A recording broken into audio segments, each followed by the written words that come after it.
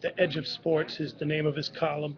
His book, you have several books. The Yeah, history of, People's History of Sports in the United States. What's My Name, Fool? Welcome to the Terror Dome. And I have a new one coming out this summer. It's called Bad Sports: How Owners Are Ruining the Games We Love. and that's the voice of Dave Zirin, one of my favorite political people, even though you're all about sports. That's right. I try to write about the intersection of sports and politics. I really do believe that it's possible to have remarkable political discussions by looking at sports. It says a lot about this country. It says a lot about divisions that exist in our society on a whole host of grounds. And I also think it says a lot about how we can chart a path for struggle moving forward. You know, it's interesting. I've had many a conversations with people, in particular on the left, and I would always suggest to them, if you're running for office, you might want to go to a Raider game. You know, Yeah. I'm out in California, go to 49er game. A Mhm. lot of people there. You might get 50, 60,000 people. Mhm. Catch them while they're tailgating, all that stuff. And there's always been this kind of, well, we don't do that sort of things. I had one candidate say, well, you don't know anything about Mm. political campaigning. And I'm like, well, I do, because we have to campaign every week to get our ratings, Yeah. and we have to do it by every Thursday. So I know all about it. And we pull out the little maps and, and they say Yeah. big games are there. But I just always found that on the right, they would do that. And I'll give you a perfect example. Arnold Schwarzenegger running up against Phil Angelides. Opening day of the NFL, this is a couple of years ago. Oakland Raiders versus San Diego Chargers. Mhm. Phil's nowhere to be seen. Schwarzenegger shows up. I'm sitting at the box. I'm like, there he is, Right. buying beers, talking Right. to people. And it's like, I just couldn't get it. And people were like, well, he was with labor. But I'm like, half them guys with hard hats were at the Sure. opening game of the Oakland Raiders and the San Diego Chargers when you're running for governor of the state of California. Yeah, one of the more awkward moments of the Martha Coakley Scott Brown debacle was when Martha Coakley actually criticized Scott Brown for shaking hands outside of Fenway Park, as if that was some sort of silly waste of time to do and that it made him a not a serious person. And it's kind of like, well, wait a minute. Wait just 1 second. You're actually going where the people are. And I meet a lot of people who are left-wing sports fans, and they speak about it almost with embarrassment, as if sports is the province of the right. And they came up to me and they like whisper to me and say things like, yeah, I'm a big sports fan. Yeah, I like what you do. Yeah, I like the NBA. And it's like, you don't have to be shy about that. We can criticize what we don't like about sports. I mean, I live in a town where people root for a team called the Redskins, for goodness sakes. And I'm not shy about saying that that's a racist, disgusting name and that should be called out to the hills. But that doesn't mean you then give up sports itself. I mean, that's sort of like saying food is produced in a highly exploitative manner, therefore I'm not going to eat. I Right. mean, this is something very human and elemental, the games that we play, and we should be fighting to improve them and reclaim them, and not cede that incredible cultural space to the right wing. Why do we do that? A lot of reasons. I think some of it has to do with people being fearful of the stereotype and the branding of sports as almost like this kind of Archie Bunker. You're sitting in there drinking your beer, very male, and it's like, wait a minute, but that's not reality though. I mean, huge number of women sports fans, especially in the generation since Title IX. Huge number of sports fans of color, and it's so interesting because I listen to a lot of sports radio because it's my job, and the overwhelming majority of the hosts are white, but a lot of the callers are black. They're calling in to talk. And it's just very interesting to me that why would we cut ourselves off from these kinds of debates, especially because a lot of just simmering beneath the surface. You have some very honest discussion about race, about class, about gender, and in all kinds of very basic discussions around sports. I found it interesting. I check out a lot of radio around the country as well. And I go to different places, and on the sports channels, you find a Rush Limbaugh or Mm. Sean Hannity or Bill O'Reilly. They're sitting right there. You never see or hear an Amy Goodman or pick a progressive Yeah. person on those sports channels, which means, like, as you said, I'm going to listen to my football game, and then I'm going to catch some right wing talk show right afterwards. And we're nowhere near there Oh. because, I always make the joke we're too busy eating brie cheese and drinking Zinfandel and not being with the beer drinkers of the world. And they count. A lot of it is, I think, just right-wing strategy too. I mean, they've been very successful at branding sports as their province, the same way they brand patriotism as their province, the same way they brand a lot of just like the militarism as their province.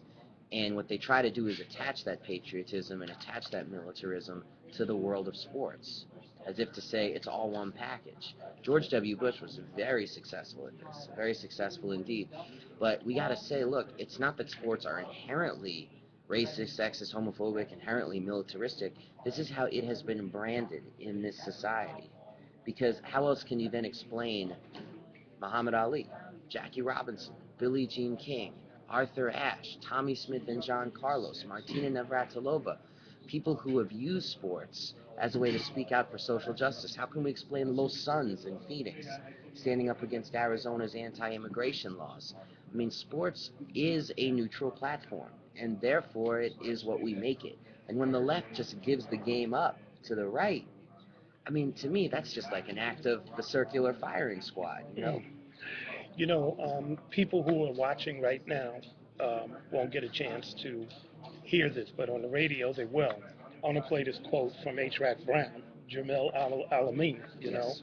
And in this thing, he talks about how the athlete is viewed by society, Mm. So we'll take a break for a second, listen to that, and and for people watching, we're just continuing, but for Yeah. the radio folks, you heard this. But basically, he talks about, how certain sports people, I think Joe Frazier and George Foreman and others, were being used by the right Sure. very effectively. And he said that they were tools, Oh, for the political establishment. Can you break that down? Because you yeah. named off a bunch of people who Yeah. definitely took some very courageous stance, including, I don't know if you said Paul Robeson, Paul whether Robeson, spoke, yeah. absolutely. And whether we could go to modern day as well and see some interesting things. Just the other day, I was thinking about the gentleman Mahmoud Abu Treka, one of the great soccer players in the world, and how a year ago uh, he lifted his shirt and it said "Sympathize with Gaza," which was more than a year ago now, and that was courageous to do. And these issues are ongoing, and sports is a platform that demands political expression because it's a political act. Mm, The amount that tickets cost is political. The yeah. ads that they show us is political. The way the rules are set up is political. So the idea in this deeply political context that sports and politics don't mix, to me, is like arguing that the earth is flat.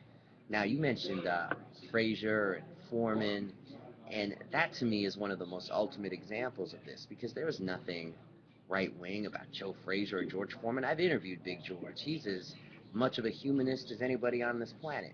But in the context where you have Muhammad Ali not just being this incredible symbol of African American resistance and of anti war resistance, but Ali also was somebody who would just put it out there and be like, this is not just a boxing match, this is a fight for the soul of this country. This is a fight for whether or not we're going to stay in Vietnam. This is, and he would put it out there. And Foreman and Frazier, they took the bait. Mm, They took the bait.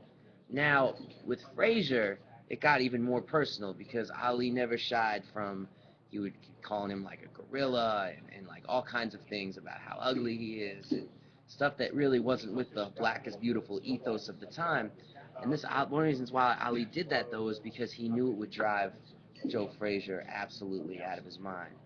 But and actually Ali took some punishment for that too, if we're being honest about this. I mean, Frazier really took him to the woodshed in a couple of those fights. But a lot of it though was so much more than just the boxing match.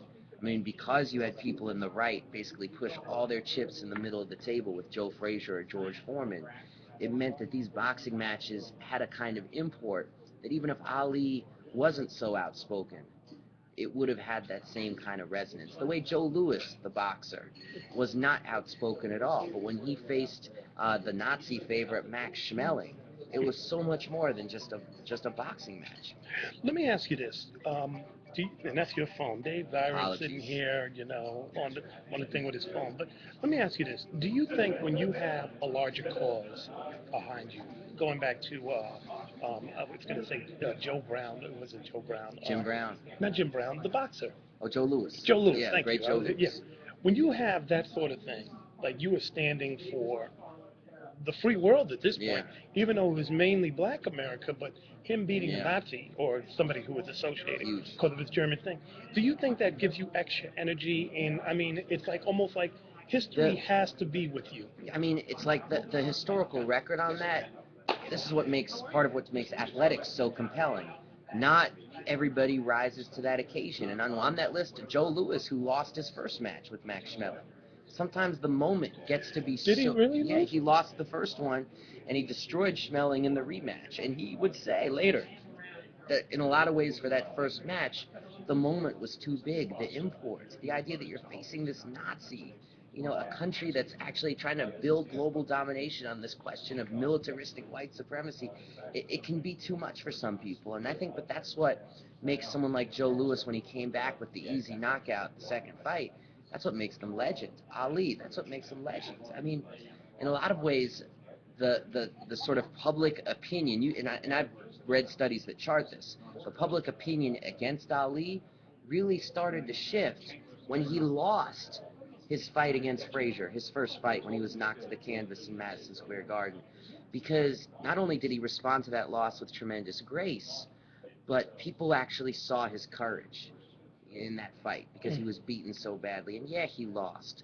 But people got to appreciate, because they saw it in a boxing ring, almost like this symbolic morality play of the kind of beating he'd been taking politically and legally over the years. So it's like, does it add a win beneath people's wings? Only if people can take the weight, as the late great guru said so well. Who's going to take the weight? I mean, it's like, if you can't take the weight, the moment's going to be too big for you. And if you can take the weight, you become legend. I mean, imagine if the Phoenix Suns had actually upset the Lakers. Even though they did not have close to the talent that the Lakers have on their roster. Right now, we would be having this discussion about the wind of the immigrant rights struggle actually gave them a sense of purpose that allowed them to beat a superior team. We're talking with Dave Zirin from The Nation magazine, also the author of several books, and talking about sports and politics. Well, I don't know. I had a theory. You kind of shot it because you are much more adept No, at knowing it's the the right history. theory, though. No, your theory is right, though. It's Okay, a but correct theory because, but it's all about, can you, it's like that Toni Morrison line, if you surrender to the wind, you can ride it. That's how she okay, ends Song of Solomon. It's like the people like Ali who can surrender to that wind and let it carry them. okay. A big difference. I mean, but the people who, there's this historical moment surrounding them, and they attempt to try to somehow navigate it, it becomes too much for them. Well, then here's my theory. Okay. Now, boxing, uh, money making Mayweather Oh yeah. versus Pacquiao. Now, a lot of folks are, oh man, Mayweather is gifted boxer. This is that in the 30s too fast. I'm like, Pac will win. I'm And with you. here's why I say, Mhm. because I said he has the people behind him, and it's going to Mhm. symbolize something on two fronts. Mhm. I said worldwide opinion will go with Pacquiao Mhm. because here in the United States, even with black icons now, those icons of Martin Luther King and Malcolm X and Black Panthers have been replaced in many circles by a money making, throwing dollars at the TV and Mhm. when everybody else is poor type of individual, which has now led to us being seen as capitalists as the country that we come from. We Mhm. used to kind of have like a moral high ground in a lot of places. It's true. But I've been to places where they've been like, you people are capitalists, and they're looking at us Mhm. and they're blaming us because they're seeing videos. Mhm. So my thing was, like I said, here you got a guy who is in probably one of the most highly politicized times in the entire world. Mhm. Everybody's affected by this. Mhm. And he's talking about money. Mhm. And Pacquiao's become, he's politically active and, Yeah, he's a so candidate. so He's he's an a actual candidate. candidate. So I said world opinion will be behind him. Maybe not here in the US, but right now a lot of people don't back the US around the world. But Yeah. that's my thoughts. Your This is thoughts. what makes your theory so good, though, that you raised before, because we just have to, like, if you accept what I was saying as my response, then it becomes a very interesting question, which is, will Pacquiao beat Mayweather when that finally goes down? Well, the question is actually, would the moment be too big for Pacquiao? Can he surrender to the wind and ride it? Or will it actually be too much to have the weight of the world on his shoulders when he goes against Mayweather? So that gets to an interesting discussion, like, is there anything in Pacquiao's career or his character which maybe gives us an answer to that question? And when I look at Pacquiao's career, I see somebody who rises to occasions, Yeah. who does not kneel to occasions. And I really do believe, and I also see somebody who has gone out of his way to be political in his country in a way that there were no expectations or demands on him to do so. He did it for himself and for as a sense of obligation. So that just leads me to think there's no way he will tighten up Now when the he goes against question, Mayweather. now the question is he on the right side of politics in this country? That That's would an be interesting one, question. you I had know. a debate Yeah. about that actually on Pacifica Radio with somebody who was a Philippines expert because, and it's like it was interesting because she knew a lot deal more than me about the situation, but she kept speaking about his party as being progressive, but they've allied themselves with Marcos's old party, Ferdinand Marcos, and Mm. it's like to me it's a pretty easy way to be progressive in this current global system. It's like, are you standing with the people or are you standing with neoliberalism? And right now, that jury's out on Pacquiao. He's content to be kind of a symbol and speak about empowerment and fighting corruption in the government. But people say that all over the political map wherever they go. But But it's like I was just in South Africa, and you want to have your heart broken, talk to folks in South Africa who say, in a lot of respects, the quality of our life was better under apartheid. no. Yes. And they say that not from the perspective of obviously individual freedoms, police brutality, all the horrible repression, but just because of this. The IMF and the World Bank have just looted the country. And so basic markers like unemployment, access to clean drinking water have gotten worse for the poorest of the poor Mm. since the fall of apartheid. And what they say, what this is like just the common thing that people say is like, yes, we got rid of racial apartheid, but we now have economic apartheid in a way that's much worse than existed before. Right now in South Africa is the World Cup. Yes, yes. And talk about politics. I talked to Kanon.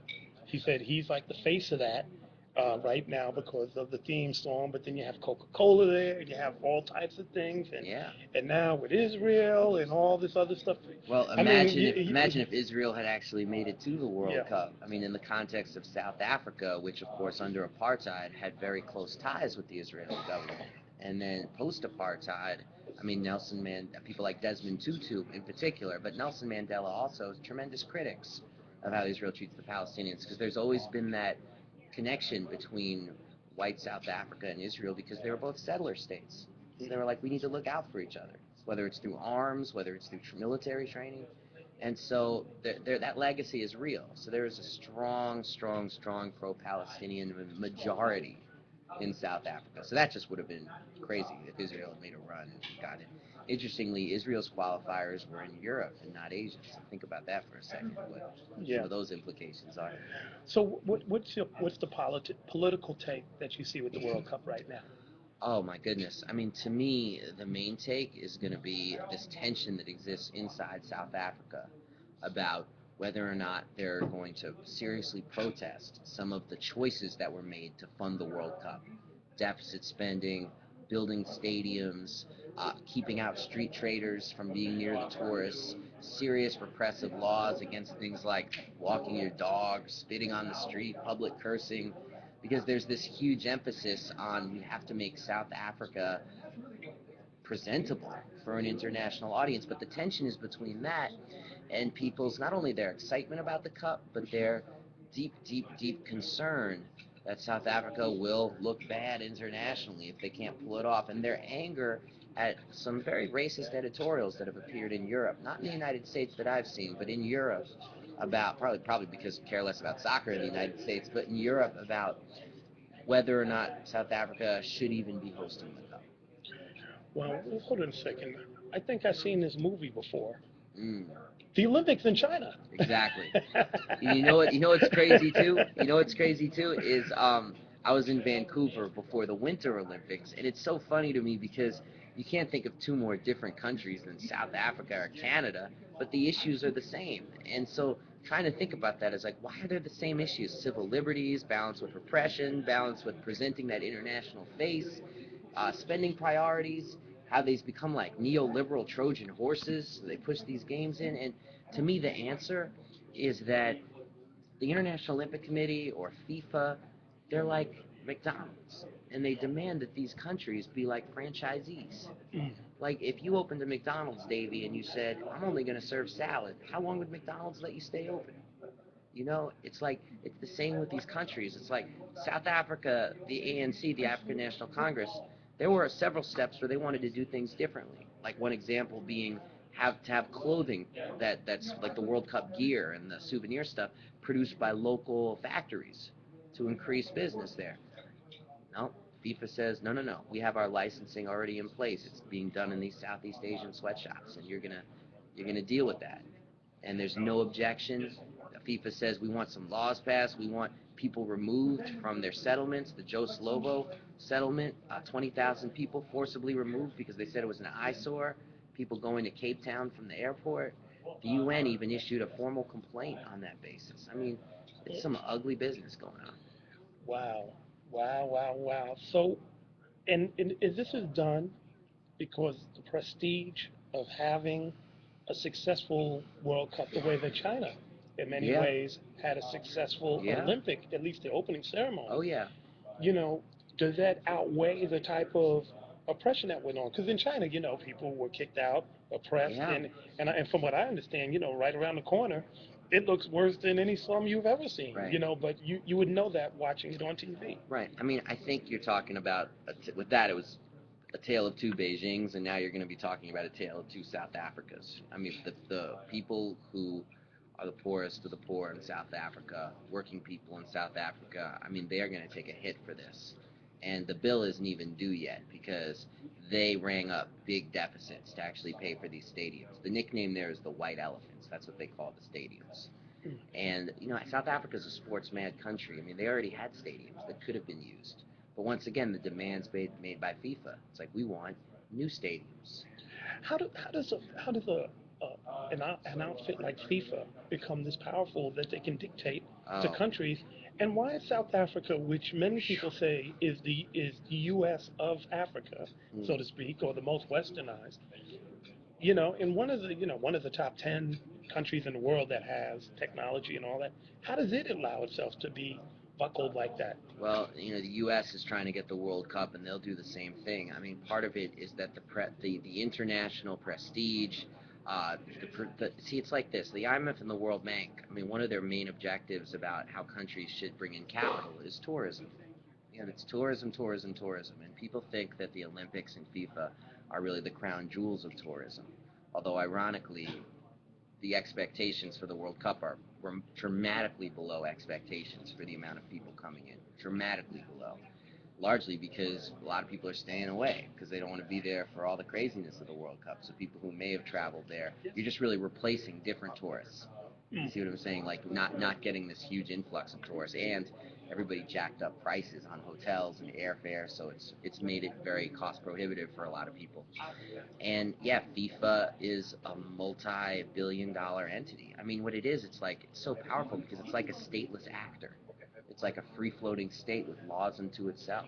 The International Olympic Committee is the same way. They're very powerful. They have huge sponsorship deals with some of the biggest corporations on earth. And they really are like neoliberal Trojan horses. I mean, we're living in an age where neoliberalism continues, like process of privatization and cutting working standards for poor people. Yet we're also living at a time when neoliberalism's been discredited. It's been so discredited in the eyes of people. And so this idea of you can bring in a big time sporting event like the World Cup or like the Olympics, and it really is like a neoliberal Trojan horse. It's interesting, and we're talking with Dave Zirin. If you're listening, and if you see him, he's the one in the red with the scraggly beard. Yes, thank you, son. We look at a situation where you have a thing like soccer, Mm-hmm. which isn't a rich man's sport, so to speak. It ain't like Right, polo or horse right, racing, right. you know. this is something that people, it's like It's the basketball. global sport, It's the global sport that no poor doubt, people play all around the world. no And doubt. many of the countries, Latin America, throughout Africa, Hmm. all these places, I mean, it's the working man's sport. So, with that in mind, how does this become moved away from the working man? That should be like, you know what? Yeah. I want to go to South Africa. It should be relatively accessible for me Yes. to come. And now all of a sudden, this working man's sport has become a rich man's spectating opportunity, and all the problems that you just pointed out I being mean, attached to it. yeah, exactly. I mean, it happens precisely for what you said. I mean, I know you've seen this play out with hip hop dramatically over the last several decades. I mean, anytime you get this art form that comes from the grassroots, and I would argue soccer is an art form that comes from the grassroots, it becomes commodified and then it becomes sold back to people. And also, it gains a certain popularity that then makes it something that gives it a certain value. And unfortunately, it then becomes completely alienated from the very people who are playing it in the first place. So it's become gentrified. Exactly. That's a good way to put it. It's become gentrified. And it's interesting that you say that because that's also what's happened to the style of soccer in many places because it's become such big business that they now really fight to make sure that teams don't play with the kind of style and interesting nature that they used to play with, but in a very conservative way that's about not risking too much goal scoring. And it's not good. It's not good. Eduardo Galeano has written about this beautifully, and because one of the beautiful things about soccer, one of the reasons why I think it's so popular globally, is that any nation can sort of adapt it and adopt it to their own personal style. Mm. So you can have Brazilian soccer that actually takes on elements of capoeira and other kinds of dance. You can have German soccer, which operates in a much different way. But Wow. when you get these kind of like big time Premier League play that actually brings in players from all over the world to be on different teams, and they're forced to then play with each other in a very strict style, it almost sends a virus all over the world that says this is the way you're supposed to play. So it gentrifies it in that way as well. Wow, that's crazy. Because Yeah, even in the European countries, it was still the rough and rugged that went. In fact, absolutely, they were the ones that was crazy. Like absolutely, damn. they're real crazy. So we, it's nuts, man. we've been talking with Dave Zirin. One of the other sports that is kind of taken off, and I wanted to get your take on ultimate fighting. You know, Mm. uh, recently everybody was disappointed when you had the fight with, gosh, why am I forgetting everybody's Rampage name? Jackson. Rampage Jackson and all that. Yeah. But again, what's the take on it? Because on another hand, you have a lot of white guys that's in there that get down and dirty, and Yeah. I've heard that described as a warrior sport. Yeah. You can, it's putting a whole lot of bravado into folks who Yeah. who found themselves dominated in the boxing and other arenas, Yeah. have found like a kind of a home there, especially when Kimbo Slice got his butt beat. Yeah. But it is also it's a very international and multicultural in character. But you're also right about that. I mean, I think one of the keys to its popularity is a couple of things. Like, because it came along right at a time when you had pro wrestling very discredited after some very high profile deaths of big time pro wrestling stars. So it takes some from that pro wrestling audience. And then boxing, I just think hasn't been hurt so much by the fact that it's not just about not having white boxers, it's about not having many prominent African American boxers. I mean, Mayweather might be the last insanely talented African American boxer because it's just not an attractive sport to a lot of people in the United States. And I think people look at the history of brain damage that goes into boxing. I mean, Chris Rock once said boxing's the sport for the poorest of the poor people.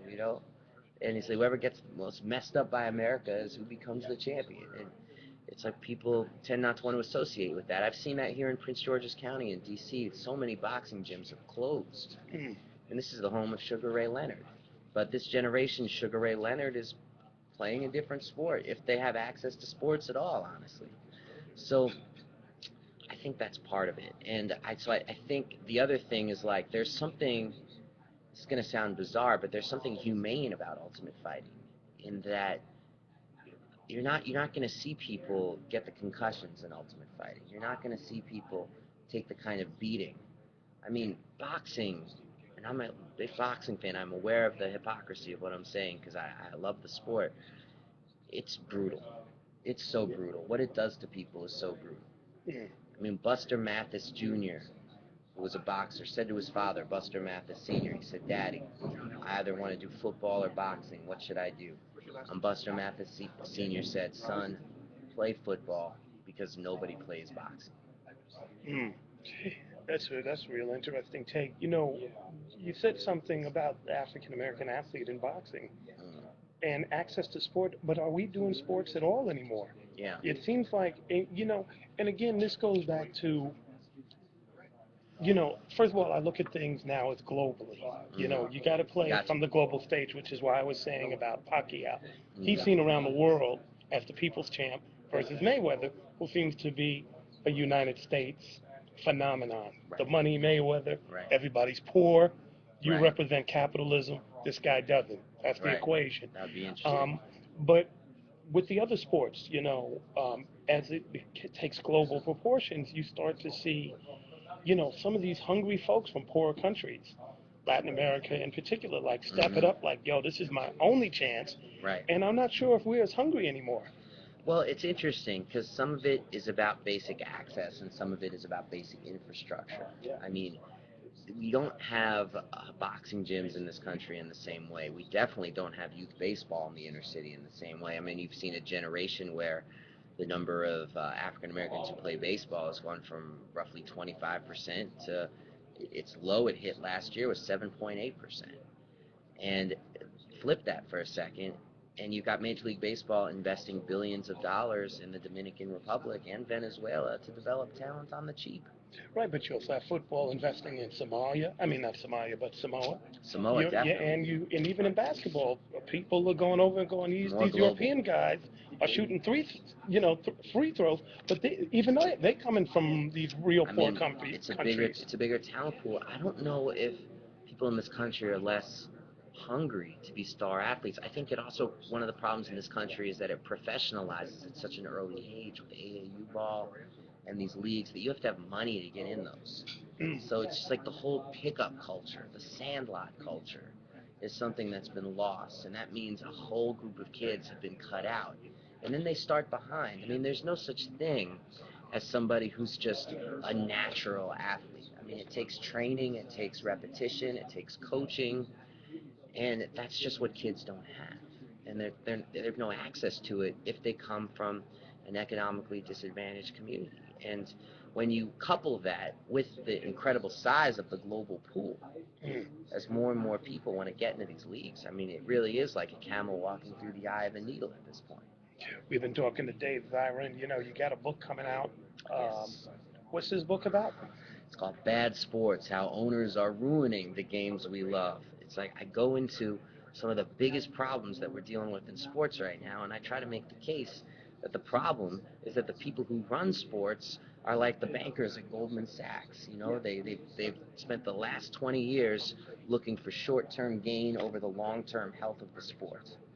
And the sports world has been hurt terribly because of it. It's been corporate greed ahead of the needs of sport, and now the sports itself are starting to suffer for it. In particular, what would be an egregious example of this? Well, in our city that we're in right now, I mean, you've got this $1 billion publicly funded stadium that was just a sweetheart gift that houses the Washington Nationals, and there was no thinking about how do Wait, we. $1 billion for the stadium? Yes, it cost $1 billion, and then they built it before they even had an owner for it, and then basically gave it to the Lerner family, who were like these strip mall organizers. But does anybody even watch the Washington Nationals? No. They're not the top of mind thing that we Yeah. talk about. I mean, they've It's got still this the good Yankees young. and Red Sox and Yeah. Detroit, but nobody ever talks about. I don't even. I can't even. I've never seen a Washington National jersey, even in Washington, and I'm Yeah. here all the time. You might see a hat, but that's about it. But it's not good. We've got this young pitcher, Steven Strasburg. He might open up some eyes a little bit, but the main issue is that they're all looking for how they're going to make that buck. They're all chasing the dime, and in a way that I think actually cuts the soul of a team from its city. And man, people got to read the book. I back this up chapter and verse. I do individual stories of some crazy owners who do ill things.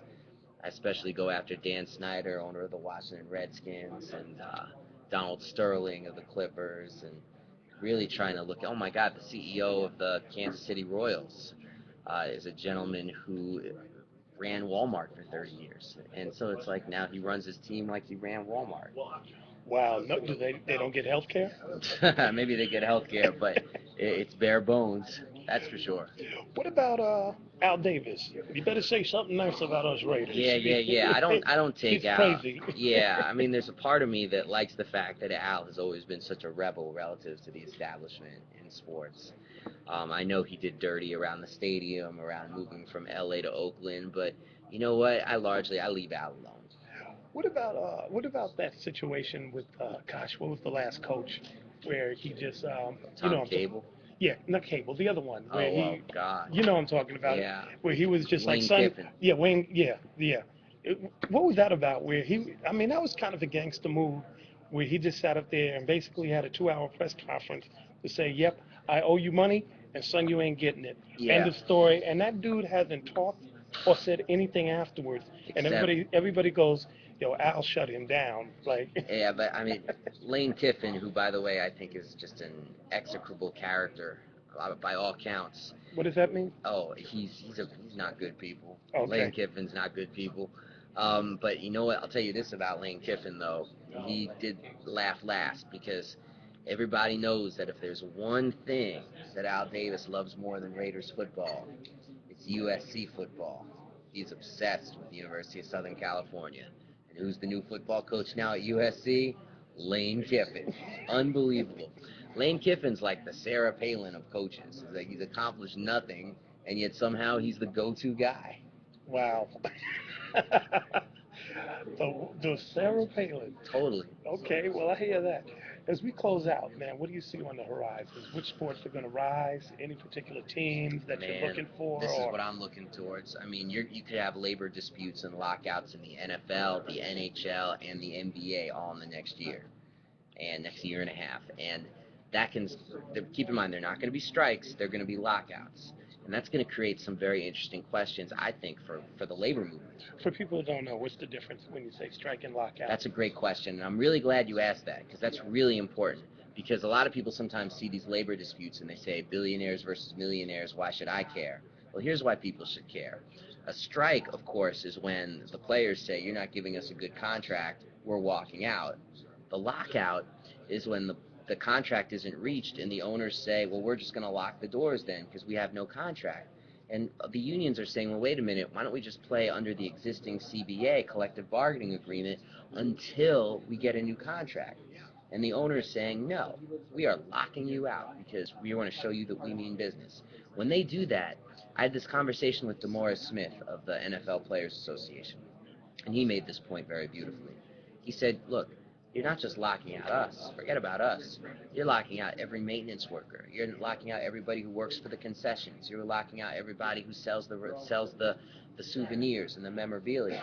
All these folks in this economy, thousands of people in every city, making barely minimum wage. But wouldn't that happen with a strike if the players didn't show up? Yeah, but none of the players are talking about striking. That's what you asked me about the horizon. And we're not going to be looking at strikes moving forward. We're going to be looking at lockouts. And so I think the moral good is going to be on the side of the players. And I also think it would be very good if the labor movement, the AFL-CIO, actually stepped up and said, you know what? Their cause is our cause. And when labor wins against the bosses, we got to know what side we're on. Do you think that will happen? And do the players have enough sense to align themselves with traditional labor? That's a great question. DeMaurice Smith has enough sense. That guy is a genius, the guy who runs the NFL Players Association. He gets that in a big, big way. And DeMaurice Smith's closest friend is a gentleman by the name of Billy Hunter, who heads the NBA Players Association. And I've had them both on my show. And I even interviewed DeMaurice Smith with Etan Thomas, like we co-interviewed him. And so Etan Thomas, NBA player, and he's on the NBA Union Executive Board for the union. And so the idea of making real connections between them, I think, is something that's going to happen. Whereas the NHL in that, I'm not too sure. But I think to have players go on a public relations tour to say, this is who we are, please do not believe the hype. Mm, They should play for everybody the Chris Rock tape about the difference between rich and wealth. mm. Because that's what we're talking about here. Like, rich is Shaquille O'Neal, wealth is the guy who writes Shaq's checks. Yeah, that's Big real. difference. If you're rich, your agent can steal all your money. If you're wealthy, you don't have to worry about that. Yeah, because you're the one that hires the agent. Exactly. I mean, you may, in fact, you may be the agent. Exactly. But it's like that old expression, like, if you owe a bank $1 million, they own you. If you owe a bank $1 billion, you own the bank. See, and that's the difference between rich and wealth. Last question, because everybody will kill me if I don't ask. Please. LeBron James, LeBron James. does he come to L.A.? Does he go to No. New York? Does he stay in Cleveland? Or You didn't mention where I think the scuttlebutt is going. Because if you'd asked me before a week ago, I would have said 51% Cleveland to 49% New York. And the battle would be, will LeBron try to win a title for his home team, or will he go to New York and achieve his aspiration of being a quote-unquote global icon? But some interesting things have happened in the last few days, which really does make it look like LeBron James might be going to the Chicago Bulls. They just announced that they were hiring as a coach a gentleman by the name of Tom Thibodeau, who's an assistant for the Celtics. They weren't even looking at Thibodeau as recently as a month ago. Thibodeau's agent, same agency as LeBron. You see me? Out of nowhere, they hire Thibodeau right before the NBA Finals, where Thibodeau is an assistant coach. Chris Bosh, the person who LeBron has said he'd like to play with, another free agent, also in that realm. Now, I always thought, and Chicago has money under the cap to sign LeBron. Now, I never thought that this was possible, because when people said Chicago before, because I was always like, why would he want to play in Jordan's shadow? Like, LeBron should be, like, there is a statue of Michael Jordan outside where the Bulls play. LeBron should be wanting to have his own statue in front of an arena. That's how good he is. And so this is almost a concession to saying, I'll never be Michael. mm, You see what I'm saying? And that just seems bizarre to me, given some of his ambitions, which he once said is, I want to be a global icon like Muhammad Ali. That's what he said. And so I really think that Chicago would be a little bizarre as a choice because of Jordan and the legacy of Jordan, but they've got a great point guard in Derrick Rose. They've got a terrific, gutty young center in Joakim Noah. And, man, just think about that. That would be yeah, ill. but he wouldn't have done it in New York. I mean, for the Knicks, it's just an Oh, no. ugly team. No, it would have been a disaster in New It York. would have been a disaster. I don't know about the Nets. Maybe he's friends with Jay-Z, but Jay-Z's not playing. And then L.A. And you know what? Jay-Z's not living in Newark either, where Yeah. the Nets are going to be playing until the stadium in Brooklyn's done. So, I mean, that would be a hell of an ask by Jay-Z to come play in Newark for a couple of years, in the hopes that you might some day be a Brooklyn Net Yeah. And then in a borough that does not want you. yes, because of the gentrification. Yes. And then we have L.A. At first they said Kobe wouldn't take them, and then the Clippers might be not enough. I mean, look, I talk about this in my book. Donald Sterling, nobody wants to be anywhere near Donald Sterling as an owner of a franchise. I mean, LeBron understands a very basic truth, which is that your legacy is determined in the NBA by how you do in the postseason and how many rings you get. I mean, and it's the only sport where I think, honestly, that's actually fair, because it's the one sport where one player's greatness can act as sort of a hub for transcendence among others.